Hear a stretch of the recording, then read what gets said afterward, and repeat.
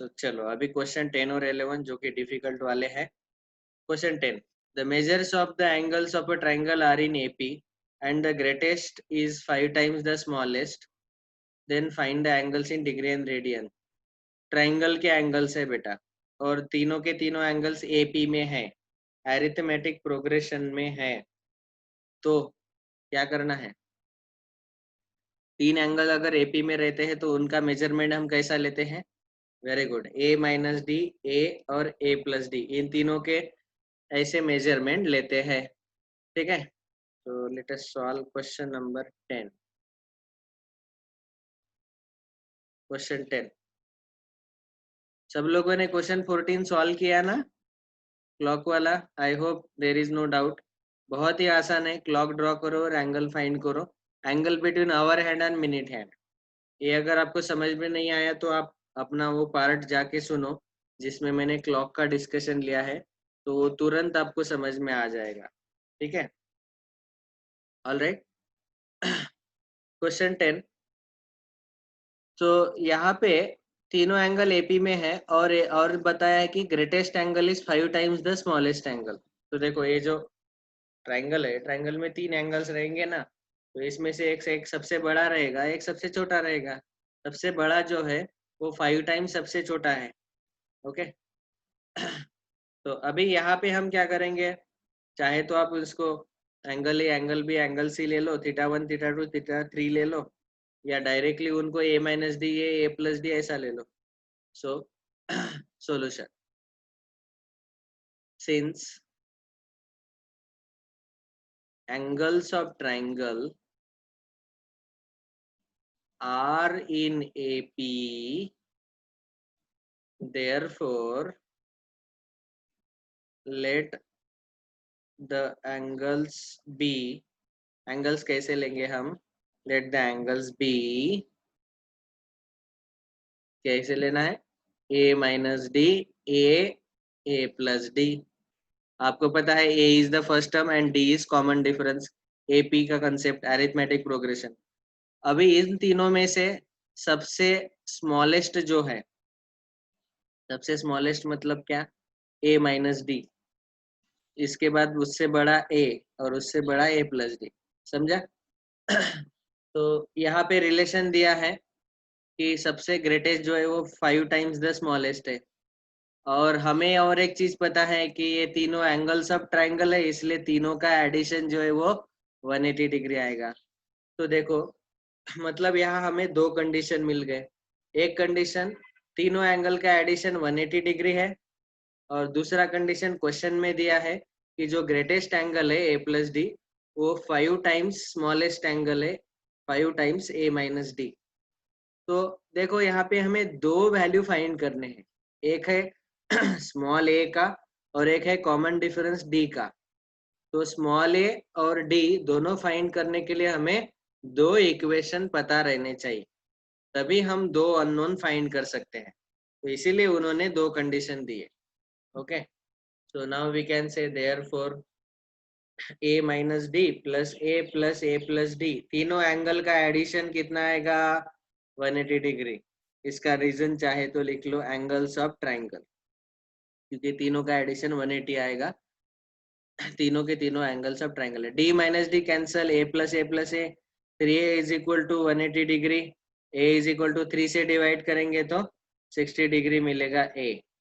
चलो पहला अननोन ए तो मिल गया, अभी डी फाइंड करना है। तो हमें पता है given that greatest angle is equal to 5 into smallest angle। Greatest angle है a plus d is equal to 5 into a minus d. इस इक्वेशन में a का वैल्यू जो है 60 डाल दो अभी, so put a is equal to 60, तो यहाँ मिलेगा 60 plus d is equal to 5 into 60 minus d. अभी ये इक्वेशन इन वन वेरिएबल हो गया, बस डी का वैल्यू अभी फाइंड करना है। So 60 plus d is equal to 5 से मल्टीप्लाई करो अंदर, 5 into 6 30, so 300, 60 into 5 300 minus 5 D.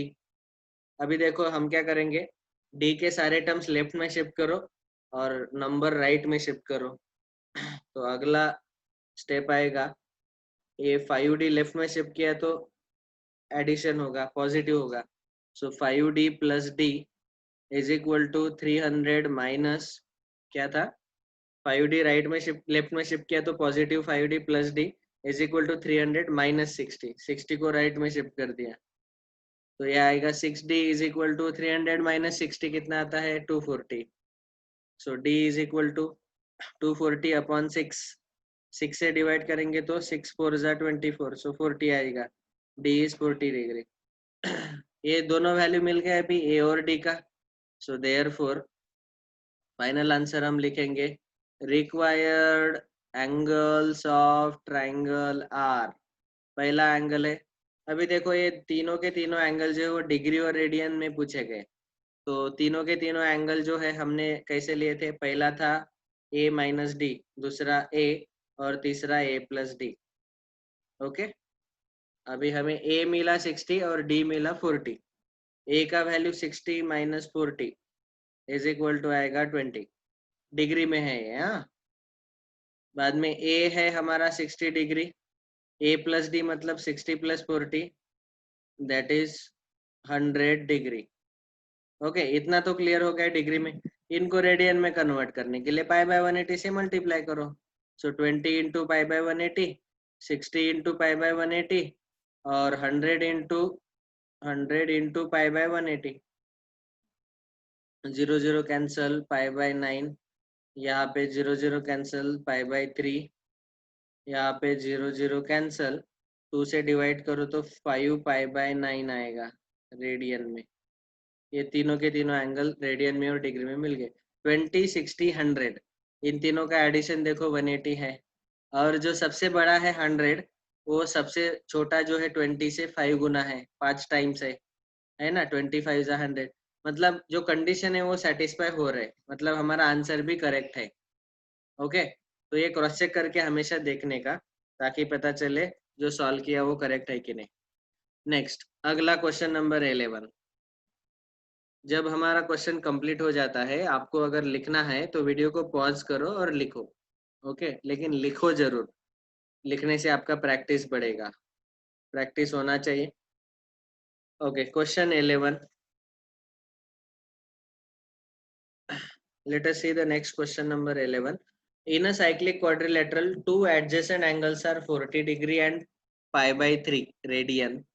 Find the angles of quadrilateral in degree. देखो, साइक्लिक क्वाड्रिलेटरल का मतलब क्या होता है, ऐसे आता है साइक्लिक क्वाड्रिलेटरल। यहाँ पे सर्कल के ऊपर कोई भी 4 पॉइंट ले लो और इनसे एक क्वाड्रिलेटरल बनाओ।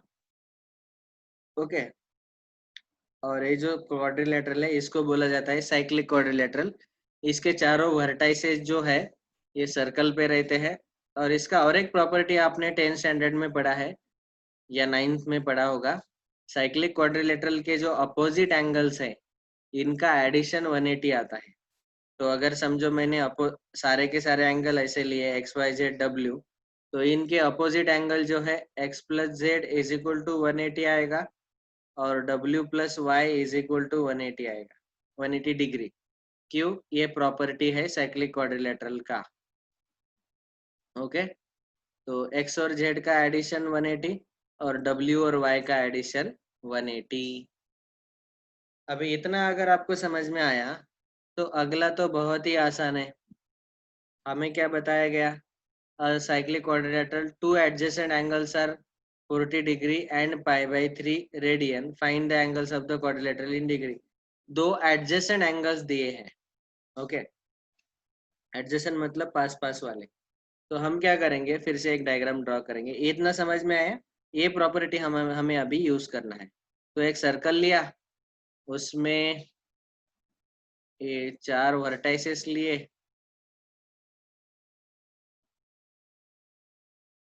अभी हम क्या करेंगे, इसको नाम देंगे A B C D. Okay, question 11 का सॉल्यूशन। दो एडजेसेंट एंगल, कौन से भी दो एडजेसेंट एंगल ले लो, ए ले लो बी ले लो या ए और डी ले लो। हम क्या करेंगे, ए और बी लेंगे। तो पहला जो एंगल है देखो in a cyclic coordinator two adjacent angles are 40 degree and pi by 3 radian. तो एक एंगल ए लेंगे हम, वो है 40 डिग्री, और दूसरा एंगल है पाई बाई 3 रेडियन। समझा? अभी देखो हमें क्लियरली पता है ए और सी का एडिशन 180 आएगा, तो ये 40 है, तो ये कितना आएगा 140। ये पाई बाई 3 रेडियन है, उसको डिग्री में कन्वर्ट किया तो 60। और ये टोटल बी और डी का एडिशन 180 आएगा, तो 60 प्लस 120, तो ये 120 आएगा। बस ओरल ही सॉल्व हो गया एक्चुअली, लेकिन अभी हम क्या करेंगे, इसको सॉल्यूशन अच्छे से लिखेंगे। Let quadrilateral ABCD be the cyclic quadrilateral। Okay इसमें से दो एडजेसेंट एंगल्स है। Let angle A is equal to 40 degree, angle B is equal to pi by 3 radian, उसको डिग्री में लिखा तो 60 degree. Okay now therefore angle A plus angle C is equal to 180 degree and angle B plus angle D is equal to 180 degree. इसका reason लिखो, opposite angles of a cyclic quadrilateral are are supplementary। Supplementary, supplementary मतलब उन दोनों का addition 180 आता है। ये जो मैंने पहले बताया था आपको, अपोजिट एंगल का एडिशन 180 आता है। ठीक है, तो बस अभी ए का वैल्यू 40 डालो, वहां से सी मिल जाएगा, बी का वैल्यू 60 डालो, वहां से डी मिल जाएगा। सारे के सारे एंगल्स मिल गए। ओके, और सबके सब एंगल्स हमें खाली डिग्री में पूछे गए, तो डिग्री में ही फाइंड करने हैं। तो चलो यहाँ पे डालो अभी ए का value 40 degree, so therefore we can say 40 plus angle C is equal to 180 degree, and this will give us angle C is equal to 140 degree। मैं डायरेक्टली सॉल्व कर रहा हूँ। और angle B plus D, angle B है 60, so 60 plus angle D is equal to 180 degree, तो angle D is equal to 180 minus 60 120 degree. देखो degree का symbol लिखना मत भूलना, आपको बोर्ड एग्जाम में अननेसेसरी टीचर जो है वो मार्क्स कट करेंगे अगर ये सिंबल्स आप भूल गए। तो चलो हमने ऑलरेडी अभी चारों के चारों एंगल्स डिग्री में फाइंड कर दिए। Angle A 40 degree, angle B 60 degree, angle C 140, angle D 120। That's all, यही पूछा था, सारे के सारे एंगल डिग्री में फाइंड करने थे। ये हो गया क्वेश्चन नंबर 11। ओके, क्वेश्चन 12 और 13 हमने ऑलरेडी सॉल्व किया है। क्वेश्चन 14 जो है बेटा क्लॉक वाला क्वेश्चन, तो हमने ऑलरेडी सॉल्व किया है, लेकिन कुछ स्टूडेंट पूछ रहे थे कि आप एक आधा और क्वेश्चन सॉल्व करके दिखाओ सर, ताकि हमारा वो कंसेप्ट और पक्का हो जाए। तो बहुत बहुत आसान है। देखो इसमें से हम क्या करेंगे, ये लेंगे Quarter to 6, क्वेश्चन नंबर 4 जो है। सो क्वेश्चन 14 का 4, क्वेश्चन 14 का फोर्थ क्वेश्चन। तो Quarter to 6 इसका मतलब क्या है, Quarter to 6 मतलब 6 को 15 मिनट कम है, सो दैट इज 5:45, 5:45।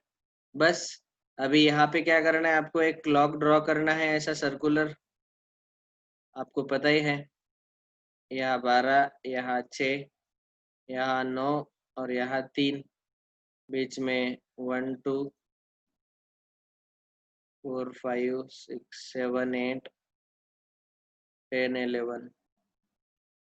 ओके, ऐसा हुआ क्लॉक। अभी 5:45 मतलब क्या, मिनट हैंड जो है वो 9 पे रहेगा, 45 मिनट हो गए 5 बज के, और आवर हैंड 6 के पास रहेगा, 5:45 ना, तो 6 के पास रहेगा, 5 से थोड़ा आगे चला जाएगा। इन दोनों के बीच में जो एंगल है वो फाइंड करना है। तो 9 से लेके 8 तक कितना आता है, 30 डिग्री, ए 30 डिग्री। 8 से लेके 7 तक ए 30 डिग्री, 7 से लेके 6 तक ए वाला एंगल 30 डिग्री। प्लस अभी ये एंगल फाइंड करना है हमें, यहाँ तक जो भी आता है। तो पूरा 5 तक लेंगे तो और ये फिर से 30 डिग्री आएगा, लेकिन ये इतना हमें घटाना है, कम करना है। 45 मिनट में जितना आगे गया उतना एंगल हमें घटाना है, कम करना है। तो अभी फाइंड करो। तो एंगल कितना आएगा, 90 डिग्री प्लस ये इतना एंगल छोटा वाला। ओके, 6 से पहले थोड़ा सा ज्यादा आएगा ना, तो ये ऐड करना पड़ेगा। तो वो कितना आएगा बेटा? तो आपको पता है फॉर आवर हैंड मतलब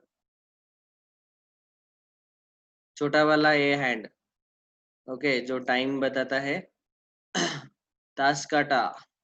for hour hand we know that वो क्या करता है, 1 मिनट में, 1 मिनट में आधा डिग्री कवर कर लेता है। अभी इसने 45 मिनट में कितना डिग्री कवर कर लिया होगा वो फाइंड करना है। तो यहाँ क्रॉस मल्टीप्लाई करो, x into 1 is equal to 45 into 1/2। So x is equal to 45/2, that is 22.5 degree. बस मतलब उसने 22.5 डिग्री कवर कर लिया। तो ये जो छोटा पार्ट है ये कितना आएगा फिर? ये जो छोटा पार्ट है वो आ जाएगा 30 माइनस 22.5, दैट इज 7.5 डिग्री। तो बस 90 में ये 7.5 डिग्री ऐड करो। So final answer is 97.5 degree. आपने ऐसा भी लिखा तो भी आपका आंसर करेक्ट है, आपको फुल मार्क्स मिलेंगे। समझा सब लोगों को? ऐसे पूरे वर्ड में लिखने का जरूरत नहीं है, आप ऐसे शॉर्ट में सॉल्व करो। So that's all, we have completed exercise 1.1 today. Okay, अभी अगला पार्ट हम डिस्कस करेंगे arc length and area of sector next lecture में। All right.